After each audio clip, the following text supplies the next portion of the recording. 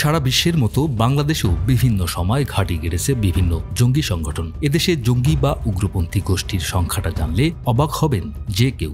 আইন শৃঙ্খলা বাহিনীর তথ্য অনুযায়ী বাংলাদেশে কমপক্ষে 50টি উগ্রবাদ ও জঙ্গি সংশ্লিষ্ট সংগঠন কার্যক্রম চালাচ্ছে।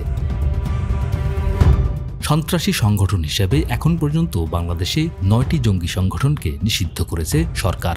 দেশের প্রচলিত আইন অনুযায়ী এসব সংগঠন বাংলাদেশে কোনো ধরনের কার্যক্রম চালাতে পারবে না। স্বরাষ্ট্র মন্ত্রণালয় ঘোষিত নিষিদ্ধ সংগঠনগুলো হল শাহাদত-ই-আল হিকমা, হরকাতুল জিহাদ Bangladesh HUJIB, Jagrata Muslim Janata Bangladesh JMJB, Jamaatul Mujahideen Bangladesh JMB, Hizbut Tahrir, Ansarullah Bangla team, Ansar al Islam আল্লাহর দল এবং জামায়াতুল আনসার ফিল হিন্দাল শারকিয়া। সর্বশেষ গত বছরের 10 আগস্ট নিষিদ্ধ করা হয় জঙ্গি সংগঠন জামায়াতুল আনসার ফিল হিন্দাল শারকিয়াকে।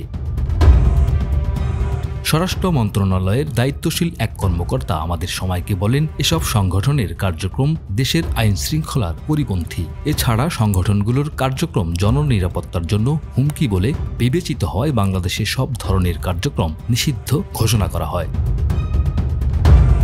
নিষিদ্ধ সংগঠনের মধ্যে জেএমবি সহ 4টি সংগঠন নিষিদ্ধ করা হয় 2005 সালে 4 দলীয় জোট সরকারের আমলে। আর উগ্রপন্থা প্রচারের জন্য 2009 সালে নিষিদ্ধ করা হয় হিজবুত তাহরিরকে।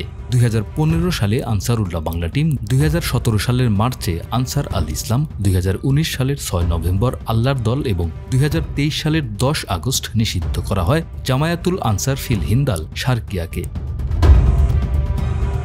বিভিন্ন পত্রপত্রিকা ও গোয়েন্দা রিপোর্ট থেকে জানা যায় বাংলাদেশে 20টি সংগঠন বর্তমানে জঙ্গিবাদ ও উগ্রবাদ ছড়াচ্ছে। বাকিগুলো সদস্যের অভাবে ঘুমন্ত অবস্থায় আছে। তবে যে 9টি সংগঠনকে নিষিদ্ধ করা হয়েছে সেগুলোর কর্মকাণ্ড পুরো বন্ধ হয়নি, বরং নিষিদ্ধগুলোই বেশি সক্রিয়। মোহাম্মদ জাকারিয়া, আমাদের সময়।